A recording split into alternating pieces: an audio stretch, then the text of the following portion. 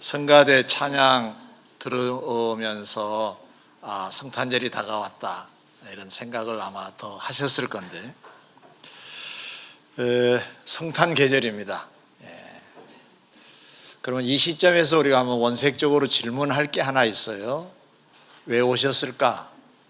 잘 알고 있지만 한번 되물어 보는 겁니다. 그의 답은 요한복음 3장 16절에도 있고, 오늘 제가 묵도하면서 읽어드렸던 본문에도 있습니다. 요한일서에도. 하나님이 세상을 뭐하사? 이처럼 사랑하사 독생자를 보내주셨다 그랬어요. 독생자 예수 그리스도 이 땅에 오심을 우리가 기념하고 축하하는 날이 성탄절인데, 하나님이 왜 보내셨느냐라고 하는, 우리를 사랑하셔서 그 사랑의 내용이 뭔가 봤더니 우리를 영생 주시려고 독생자 예수님이 이 땅에 보내주신 줄 믿습니다. 그럼 이 말씀을 좀 곱씹어 보면 독생자를 주셨다.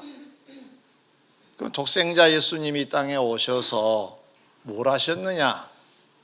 사실은 우리를 위해서 죽어주신 거죠. 독생자를 보내신 것은 죽게 하시려고 보내신 거고, 왜 죽이셨느냐? 우리를 건지시려고. 그러고 보면 이 사랑은 보통 사랑은 아니다, 이런 생각을 우리가 자연스럽게 하게 됩니다. 그래서 오늘 제목을 하나님의 사랑은 어떤 사랑이다? 그렇게 제목을 정하고 오늘은 하나님 사랑에 대한 얘기를 좀 하려고 합니다. 오늘 본문 내용은 비유로 되어 있습니다.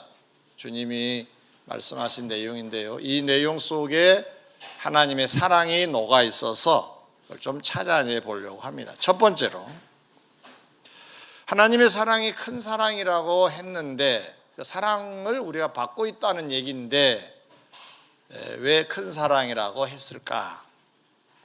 오늘 본문 내용은 비유입니다. 어떤 사람이 양 100마리가 있는데 그 중에 한 마리가 길을 잃어버렸어요. 그래서 그 목자가 잃은 양을 찾는 내용으로 되어 있습니다.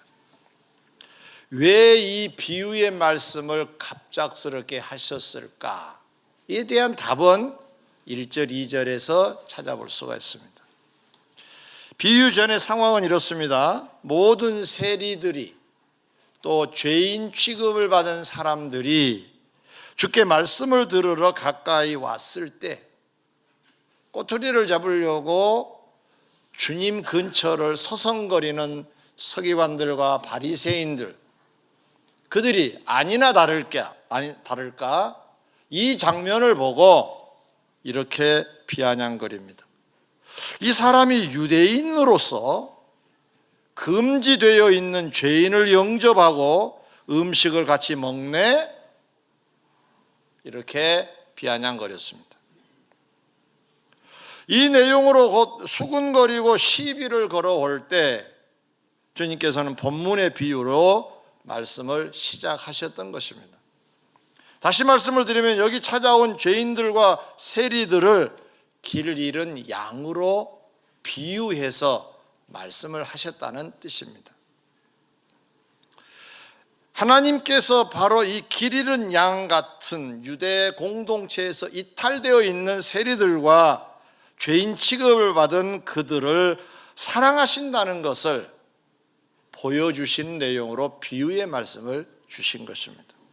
여기에서 우리가 반드시 짚고 넘어가야 될 부분이 있습니다. 길 잃은 양은 죄인으로 비유를 했다 그랬습니다. 그러면 이런 얘기가 됩니다. 하나님은 죄인을 사랑하시는 분, 이런 공식이, 원리가 정립이 될 수가 있어요.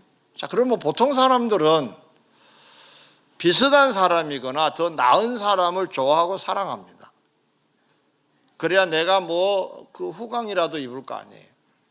근데 하나님께서는 그보다 낮은 마이너스 인생, 죄인 된 자들을 사랑하셨다는 거죠. 보통 사람도 아니고 낮아진 사람을 사랑하셨다는 거죠. 이 대상으로 볼 때 하나님의 사랑은 큰 사랑이다라고 말할 수 있다는 말씀입니다. 그 외에도 공생애의 삶을 보면 여러 부분에서 이러한 비슷한 상황을 볼 수가 있는데요. 주님 앞에 죄인이라고 고백했던 베드로를 향하여 주님은 죄를 탓하지 않으셨습니다. 나를 따라오너라, 사람 낚는 어부 되게 해주겠다고 하시면서 제자로 삼으셨어요. 신기하죠? 죄인이라고 분명히 고백했음에도 불구하고 죄인 취급받았던 세리 마태도 제자로 삼으셨어요. 죄인이라며 동네에서 왕따를 당했던 막달라 마리아도 동행자로 삼으셨어요. 부활의 영광의 모습을 가장 먼저 보여주실 정도로 매우 친숙한 관계로 그 관계가 유지됐던 걸 볼 수가 있습니다. 사랑하는 성도 여러분, 우리 얘기를 좀 하죠. 우리는 늘 건강하게 살고 있나요? 늘 플러스 인생으로 살고 있나요? 그러신 분도 혹 계실란가 모르겠습니다만은 종종 보면 우리도 사실 마이너스 될 때가 많습니다. 하나님의 말씀에서 이탈되어 살 때도 있고, 하나님 뜻에서 벗어나서 살 때도 있고, 공동체 속에서도 역시 좀 별도로 사는 그러한 사람도 왜 없겠습니까?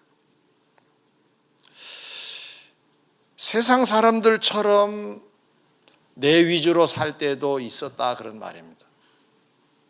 여기까지 오게 된 것도 주의 은혜인데, 내 잘난 맛으로 왔다, 내 잘난 덕으로 왔다, 이렇게 생각하는 경우도 없지 않아 있을 건데, 그렇다면 바로 이런 우리들이 길 잃은 양과 같지 않겠냐는 거죠.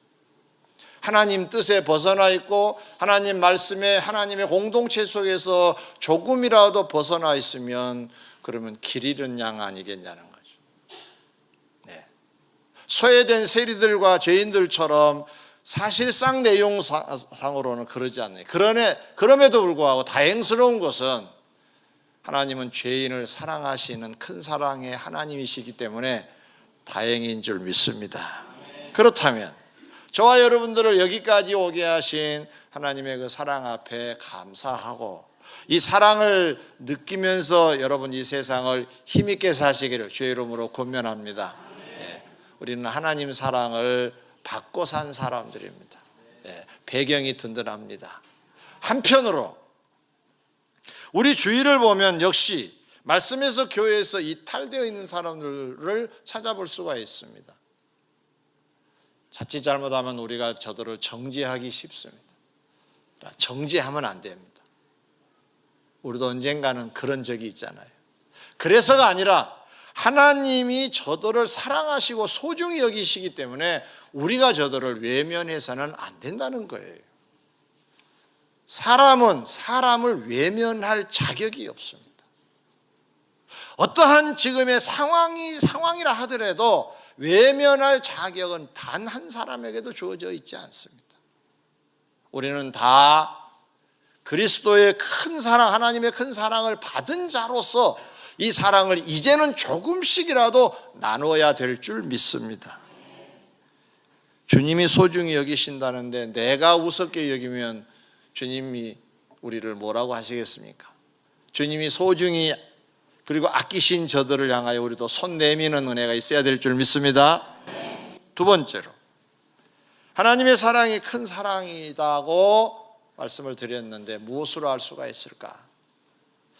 보통 세상 사람들은 이렇다고 하네요. 사랑 그러면 내 말을 상대가 시인해줘, 인정해주고 그럴 때 나를 좋아하는구나, 나를 사랑하는구나 느낄 수가 있다고 하네요. 또 어떤 경우는 말은 못하지만은 동행하고 있다, 이런 것도 사랑을 느낀다고 그럽니다. 어떤 학자는 그런 얘기를 했습니다. 사랑은 스킨십으로 알 수가 있다. 가깝게 몸을 비비면서 사는 그러한 이제 모든 가족들, 그리고 사랑한 사람들의 손에 서로 마주 잡는 거, 이런 모든 것들이 다 스킨십이잖아요. 이럴 경우에 우리가 사랑을 느낀다고 그래요. 사랑하지 않으면 이렇게 할 수도 없는 거고. 그러나 주님의 사랑은 이런 유형의 사랑의 수준은 아닙니다. 오늘 본문에서 양 100마리 중에 길 잃은 한 마리, 그 양을 찾기 위해 찾아낼 때까지 수고하는 장면이 소개되어 있습니다. 그리고 찾았을 때 기뻐서 메고 온다라고 했습니다. 수고지요. 한마디로 말하면 그 양을 위하여 수고한 목자처럼 죄인을 찾고 찾으시는 하나님이시기에 찾으시는 수고로 볼 때 큰 사랑이다 그 말이죠. 나를 사랑하니까 내가 사랑하는 수준이 아니라 나를 외면하고 나를 거절하고 떠난 자임에도 불구하고 하나님은 그 자도 찾아 나서시나, 그래서 당신의 울타리로 들여보내시는 그 사랑은 보통 사랑은 아니다. 큰 사랑인 줄 믿습니다. 근데 오늘 본문을 가만히 보면 1절, 2절에 아까 우리가 잠깐 봤습니다마는 세리들과 죄인들이 말씀을 들으러 주께 가까이 왔다 그랬어요. 그들이 온 거예요. 근데 주님이 찾고 찾았다는 이 비유의 말씀이 잘 어울리지를 않아요. 성경을 조금 들여다보면 이게 주님 말씀은 이랬는데 저들은 그냥 온 건데, 그래서 풀어드리려고 합니다. 당시 유대 사회는 세리들을 싫어했습니다. 잘 아시다시피. 왜냐하면 로마 정부가 이스라엘을 지배하고 있을 때입니다. 그러니까 나라는 이스라엘 그런 나라로 되어 있지만 사실상 로마의 속국이었던 거죠. 그러다 보니까 이스라엘 사람들에게 세금을 걷어가지고 로마 정부에 바치는 셈이 된 겁니다. 이걸 백성들이 싫어했습니다. 거기에 부당한 조치도 있었겠지요. 그러니까 싸잡아 세리들을 다 싫어했습니다. 그래서 어떻게 했느냐? 공동체에서 완전히 그냥 소외를 시켜버렸습니다. 심지어는 좀 매국노 이런 입장까지 취하면서. 그리고 죄인들이라는 사람은 어떤 사람이냐? 직업적인 여성을 두고 주로 그렇게 표현을 했다고 그럽니다. 죄인인지 아닌지는 잘 알 수 없지만 죄인으로 취급받은 사람들. 자, 이 사람들을 공동체에서 이렇게 떠내놨습니다. 그들도 가지 않았고 왕따를 시키니까 오면 이들도 밀어내고, 이런 구조가 바로 이스라엘의 사회 구조였습니다. 자, 오늘 본문을 보면 주님이 그들과 식사하고 대화를 하신 것 같아요. 그러자 수군거렸다 그랬지요. 자, 이 수군거림, 이거 사람 잡는 겁니다. 자, 내가 오랜만에 여기 왔어요. 그런데 반가운 얼굴로 수군거리는 것이 아니라 이상한 눈으로 수군거린다고 가정을 합시다. 못 견딥니다. 못 있어요. 자, 친구들하고 오랫동안 이제 좀 간격이 좀 멀어졌다가 오랜만에 만났어요. 근데 자기들끼리 말하고 하는데 아주 얼굴 표정이 이상해. 그럼 다음에 그 모임에 가고 싶겠습니까? 안 가고 싶습니다. 세리들, 죄인 취급받은 이 여인들, 이 서기관들과 바리새인들, 이 사람들이 수군거리는 거, 비아냥거리는 거, 비판하고 비난하는 거 왜 모르겠습니까? 똑같은 사람인데. 어쩌면 더 민감하지요. 하도 많이 당했으니까. 그런데 보세요. 지금 예수님 곁에는 서기관들과 바리새인들이 그림자처럼 따라다니고 있습니다. 그래서 지금 예수님을 향하여 비아냥거렸던 거죠. 근데 왜 따라다녔느냐? 좋은 선생님이 나타나서 배우려고 따라다닌 게 아닙니다. 꼬투리 잡으려고 따라다닌 거예요. 예수란 분이 나타나서 놀라운 교훈과 어쩌면 그리스도처럼 그렇게 보이기도 하는데 아닌 것 같다. 이래서 이제 예수님을 매장시키는 목적으로 뭔가 흠을 좀 잡으려고 따라다닌 사람들입니다. 자, 이 예수님 곁에는 그림자처럼 따라다니는 이 사람들이 있습니다. 가면 또 이 비아냥거릴 거고 자기들에게 또 이렇게 이상한 눈초리를 보낼 건데 그게 나타나기가 쉬웠겠습니까? 결코 쉽지 않았을 겁니다. 그런데 나타났어요. 자, 여기서 우리가 좀 들여다봐야 됩니다. 어떤 일이 있었을까? 왜 갈등이 없었겠습니까? 갈까 말까? 사람들은 늘 그런 구조 속에 있습니다. 특별히 신앙의 사람들은 가령 어떤 죄에 된 자리에 있다 하더라도 이 상황에서 이렇게 해야 되나 저렇게 해야 되는 갈등의 구조를 갖고 있습니다. 그건 여러분은 뭐라고 생각하십니까? 성령의 감동인 줄 믿습니다.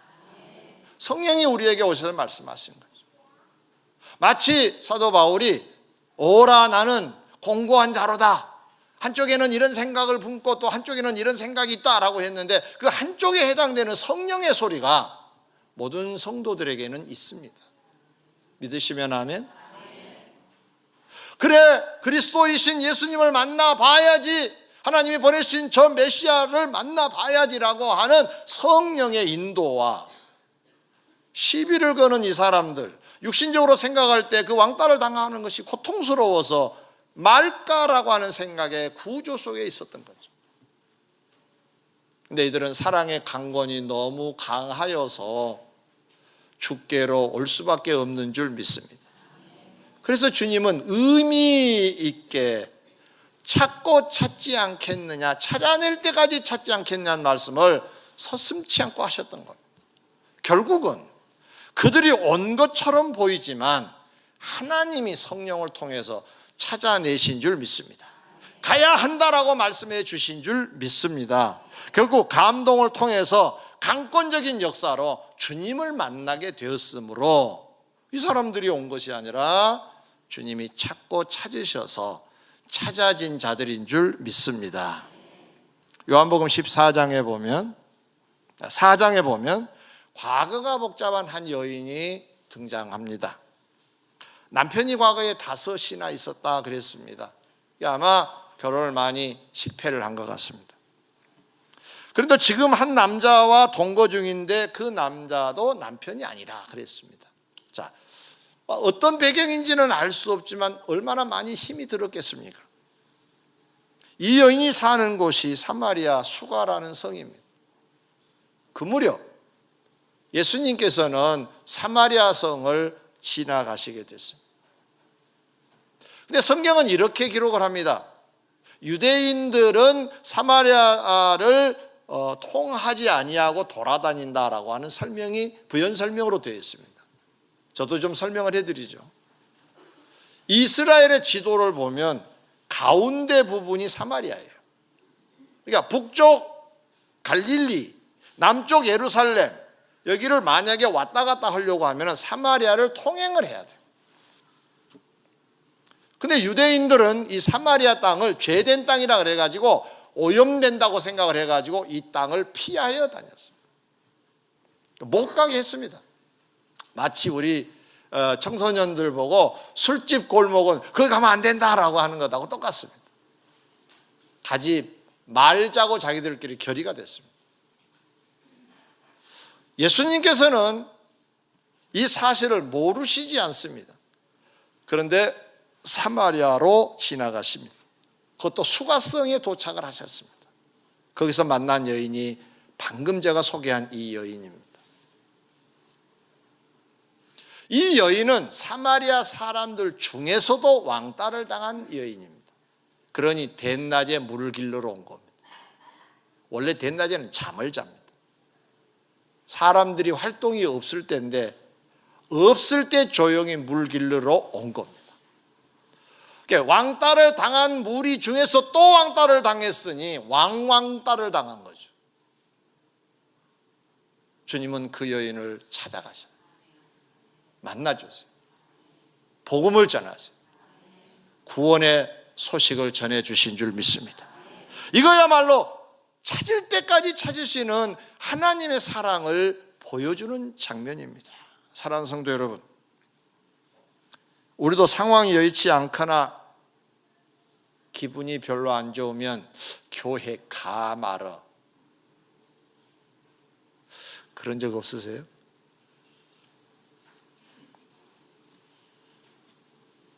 그런데 가슴은 뛴다고요. 가족과 함께 등산을 하기는 하는데 교회 가야 되는데 가슴은 뛴다. 뭐라고 생각하세요? 제가 아까 소개했죠? 한쪽은 성령의 음성이고 한쪽은 내 생각이고 이게 늘 갈등 구조 속에서 싸워요. 내 안에서 늘 싸운다 그랬어요. 우리도 그런 구조가 있어요. 여기서 우리가 한 가지 짚고 넘어갈 게 있습니다. 싸운 것은 희망적입니다. 아멘. 비록 등산 중이라 하더라도 갈등의 구조가 있는 사람은 소망이 있는 사람이에요. 왜냐?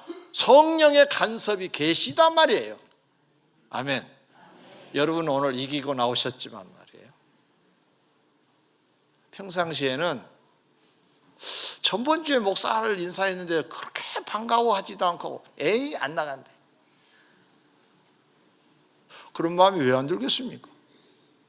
내가 나름대로 수고를 했는데 그거 전혀 알아주지도 않는 교회에 내가 뭐하러 나가냐. 그러다가도 마음속에 가야 되는데 이 구조 좋은 구조입니다. 여러분 그동안에 그런 갈등의 구조가 있으셨으면 너무너무 평범한 그리스도인입니다. 어찌 아멘 안 하십니까? 괜찮다 그 말이에요. 소망이 있다 그 말이에요. 2층 아멘. 2층 아멘. 소망이 있습니다. 한 가지 여기서 여러분에게 권면하고자 하는 것은 그런 구조를 그냥 느끼시면서도 누리며 살면 안 됩니다. 왜냐? 죄송한 거잖아요. 성령을 근심케 말라 그랬죠. 자식 보고는 부모 근심시키지 마라 그러면서 자기는 하나님의 아버지를 근심시키고 있어요. 이건 구조가 안 맞는 거죠. 그런 갈등의 어떤 상황이 되면 성령에 민감하게 반응한 여러분 되시길 바랍니다.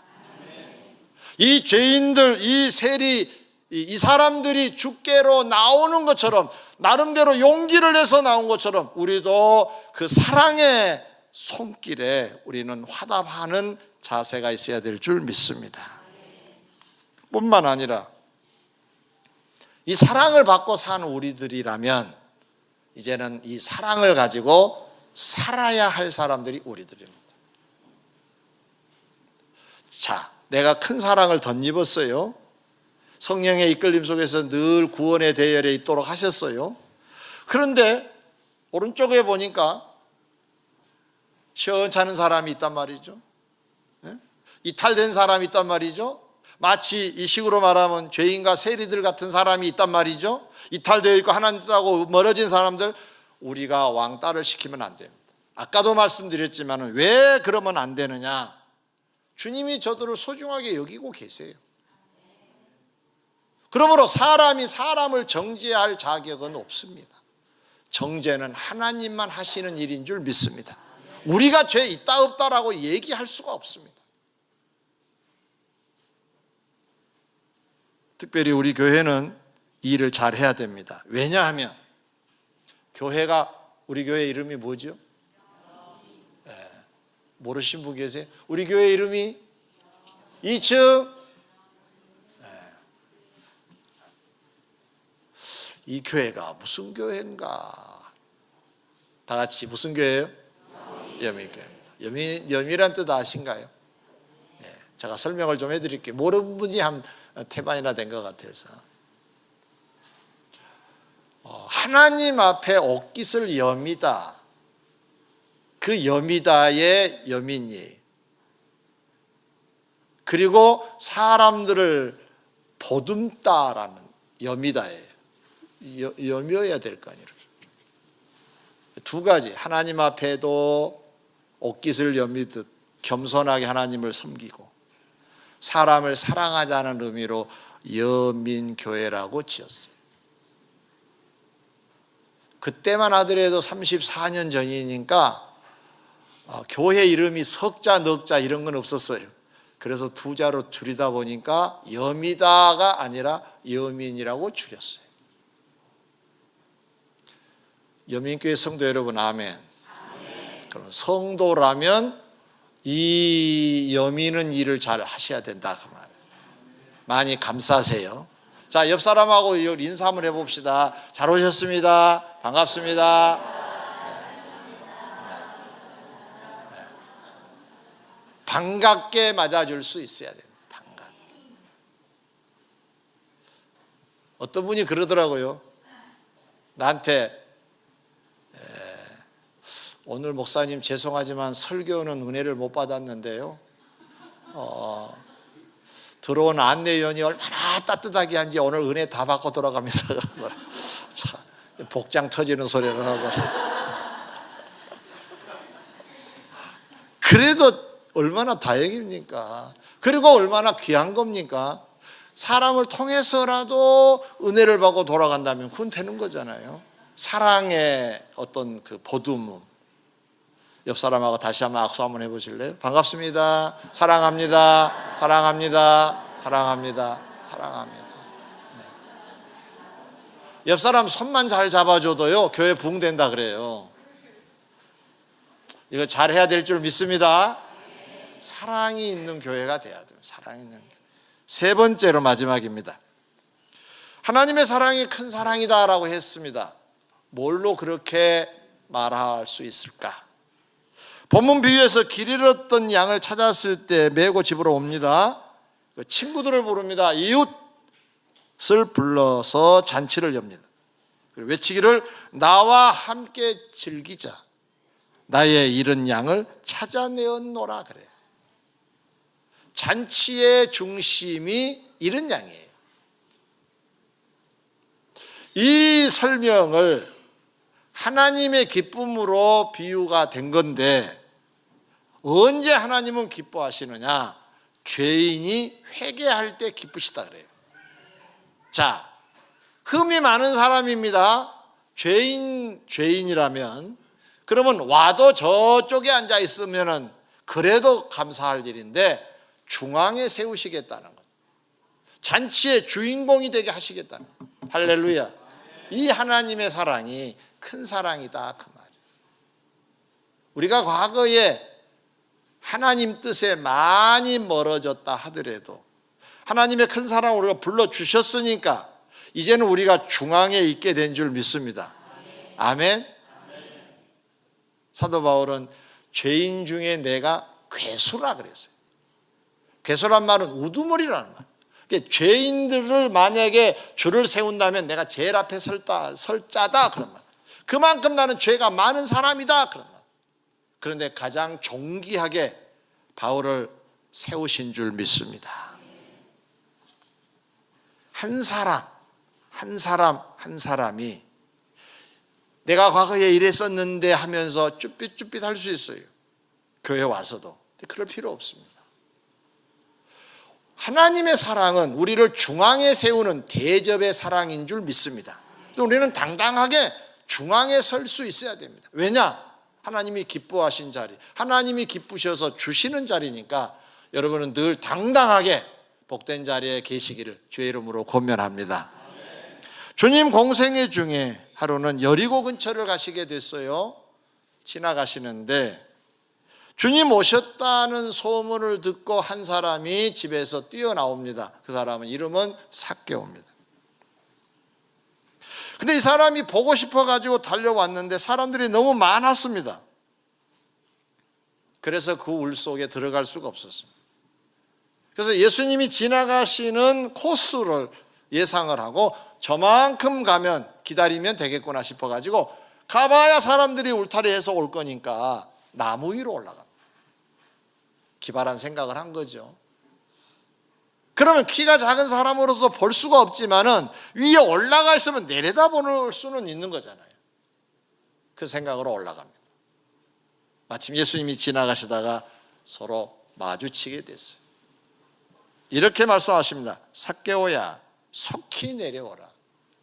내가 오늘 너의 집에 유하여야 하겠다. 유하겠다는 말씀이 무슨 말입니까? 잠을 자겠다. 지금 처음 만난 사이입니다. 가족 아니에요.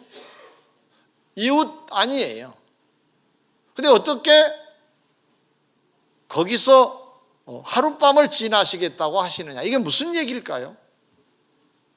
예수님의 마음을 들여다봐야 됩니다. 예수님은 삭개오가 너무 좋으신 거예요. 삭개오를 보고 너무 기쁘셨던 거예요. 아멘. 왜 기쁘셨을까요? 삭개오는 사실 아까도 말씀드렸지만 세리장이에요.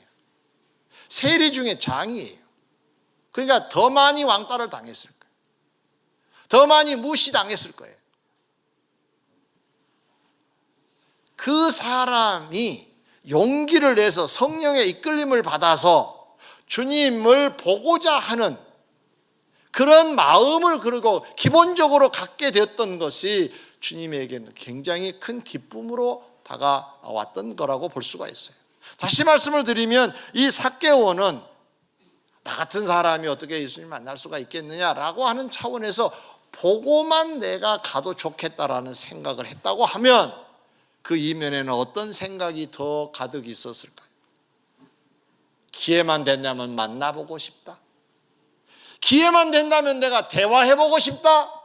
기회가 된다면 하는 것이 있었다는 얘기고, 그래서 그 말씀을 전해 주시자 삭개오가 기쁘게 그를 안내해서 자기 집으로 모시고 갔다고 성경 기록을 하고 있습니다. 성도 여러분, 우리도 과거에, 아니 어쩌면 지금도 영적으로 삭개오처럼 세상에 깊숙이 지금 가 있는가도 모릅니다. 삭개오처럼 그렇게 살고 있는가도 모릅니다. 그러나 우리 마음속에 성령의 역사로 지금 보고자 하는 마음으로, 교회 가고자 하는 마음으로 오셨다고 한다면 여러분 마음속에는 주님의 세계를 더 많이 이해하고 주님의 세계를 더 많이 체험하고 주님과 더 동행하고 이런 삶을 꿈꾼다고 보면 주님이 지금 기뻐하실 줄 믿습니다. 오늘뿐만 아니라 이러한 삶이 계속될 때 우리의 삶이 주님의 기쁨이 되실 줄 믿습니다. 할렐루야. 뿐만 아니라 이제 우리 주위를 둘러보면서 혹시 외면당하고 있지는 않는지, 저들에게 우리가 손을 내밀어야 될 이유 중에 또 하나가 주님께서는 삭개오도 기쁘게 맞이해 주셨어요. 저들이 오기만 하면 기쁘게 맞아주실 거예요. 지금도 성령께서 역사하고 계실 거예요. 이 중간의 역할을 우리가 좀 잘해서 주님께 기쁨을 드리는 일 해야 될 줄 믿습니다. 오늘 세 가지 말씀을 드렸습니다. 하나님의 사랑은 어떤 사랑이다? 큰 사랑입니다. 큰 사랑으로 여러분을 대하신 줄 믿습니다. 여러분은 큰 사랑 속에 사시니까 용기를 가지고 사시기를 권면합니다. 여러분은 작은 자 아닙니다. 귀한 자고 큰 자고 위대한 자입니다.